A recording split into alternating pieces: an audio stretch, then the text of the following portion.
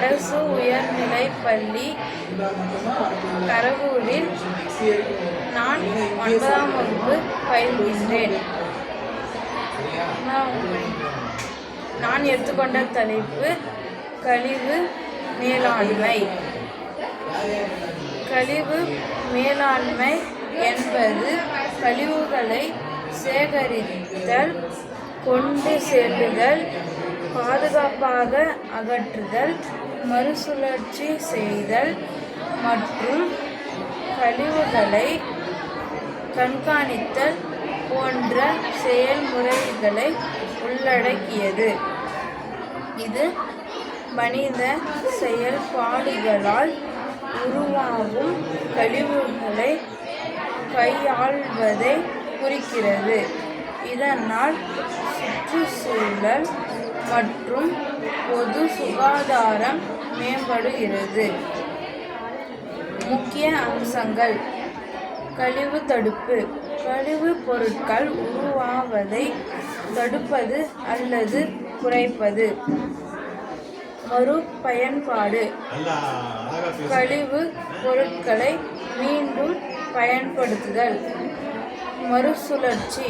பழைய பொருட்களிலிருந்து புதிய பொருட்களை உருவாக்குதல். மீட்பு. கழிவுகளிலிருந்து ஆற்றலை மீட்டெடுப்பது. பாதுகாப்பான அகற்றுதல். மறுசுழற்சி அல்லது மீட்பு சாத்தியமில்லாத கழிவுகளை பாதுகாப்பான முயற்சியில் அகற்றுவது கழிவு மேலாண்மையின் முக்கியத்துவம்.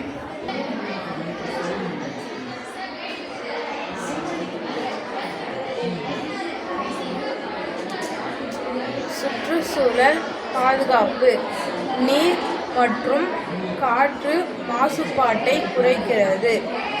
சுகாதார மேம்பாடு பொது சுகாதாரத்தை மேம்படுத்துகிறது மற்றும் நோய்கள் பரவுவதை தடுக்கிறது. நிலையான வளர்ச்சி சுற்றுச்சூழலுக்கு தீங்கு விளைவிக்கும் பொருட்களின் வெளியீட்டை குறைப்பதன் மூலம் நிலையான குறைத்தல். தேவையற்ற கழிவுகள் உருவாவதை தவிர்ப்பது முதல் படியாகும். மீண்டும் பயன்படுத்துதல். பொருட்களை மீண்டும் பயன்படுத்துவதன் மூலம் கழிவுகளின் அளவை குறைக்கலாம். மறுசுழற்சி. கழிவுகளை மறுசுழற்சி செய்து புதிய பொருட்களை உருவாக்குதல். மக்கும் கழிவுகளை உரமாக மாற்றுதல். விவசாய எச்சங்கள் மற்றும் உணவு கழிவுகளை உரமாக மாற்றி மண்ணில் வளத்தை பெருக்கலாம்.